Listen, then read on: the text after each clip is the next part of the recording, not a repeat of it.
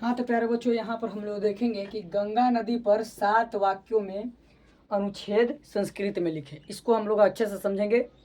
इसके पहले वाले वीडियो में हम लोगों ने हिमालय पर्वत पर 7 वाक्यों में संस्कृत में अनुच्छेद देखा था। यदि आप लोग नहीं देखे होंगे तो इस वीडियो के डिस्क्रिप्शन बॉक्स में लिंक दिया हुआ है, आप लोग देख लीजिएगा ज़रूर। तो यहाँ पर देखेंगे कि गंगा नदी पर जो है, गंगा पर 7 वाक्यों में अनुच्छेद लिखे संस्कृत में, जो कि 7 नंबर का रहता है। एकदम बहुत महत्वपूर्ण है। जो मैं बता रहा हूँ इसमें से एक न तो एक आ ही जाएगा आपका, समझ गए ना। एक आ ही सकता है। आप लोग मैं और बताऊंगा आप लोग अनुच्छेद करने के लिए। तो यहाँ पर है कि पहला है कि गंगा अस्माकम जननी वर्तते। सबका हिंदी बताऊंगा, आप लोग वीडियो में अंत तक बने रहे, ज़्यादा से ज़्यादा लोगों में शेयर करें, बहुत महत्वपूर्ण है। गंगा अस्माकम जननी वर्तते कहने का मतलब गंगा हमारा है ना, गंगा हमारी जननी है ना, जन्मदाता है। कहने का मतलब पहले लोग जो है, जब उतना विकास नहीं हुआ था, पंप मतलब चापाकल का, मोटर पंप का, इस प्रकार से विकास नहीं हुआ था, तो गंगा का जल ही लोग पीते थे। उसके आसपास बसते थे लोग, गांव आसपास मतलब बसाते थे और वहीं का उसी का जल पीते थे। तो इसलिए कहा जाता है कि गंगा अस्माकम जननी वर्तते। दूसरा है कि इयम हिमालयात निर्गछति। कहने का मतलब यह हिमालय से निकलती है। निर्गछति मतलब निकलती है।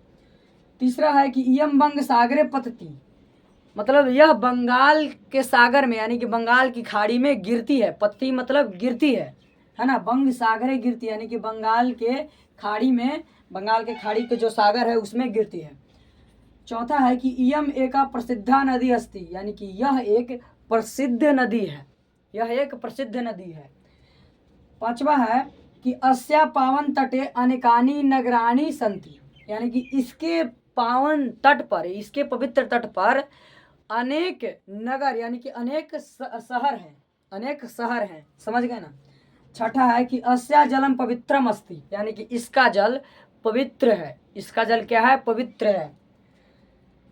सातवां है कि अस्या जलम पापनाशकम भवति, यानी कि इसका जल पापनाशक होता है। भवति मतलब होता है, यानी कि इसका जल पापनाशकम यानी कि पापनाशक होता है। उम्मीद करता हूँ आप लोग को यहाँ तक अच्छे से समझ में आ गया होगा। आप लोग ज़्यादा से ज़्यादा लोगों में शेयर करें, बहुत ही महत्वपूर्ण है आपकी परीक्षा के लिए। 7 वाक्यों में अनुच्छेद आ सकता है या गंगा नदी पर आ जाए, मतलब आकलन नहीं किया जा सकता है, परंतु आप लोग यदि इस प्रकार से पढ़ लेते हैं तो हो सकता है बीच में से आ जाए, तो आप लोग उसको अच्छे से लिख दीजिएगा। मिलते हैं अगली क्लास में, तब तक के लिए जय हिंद।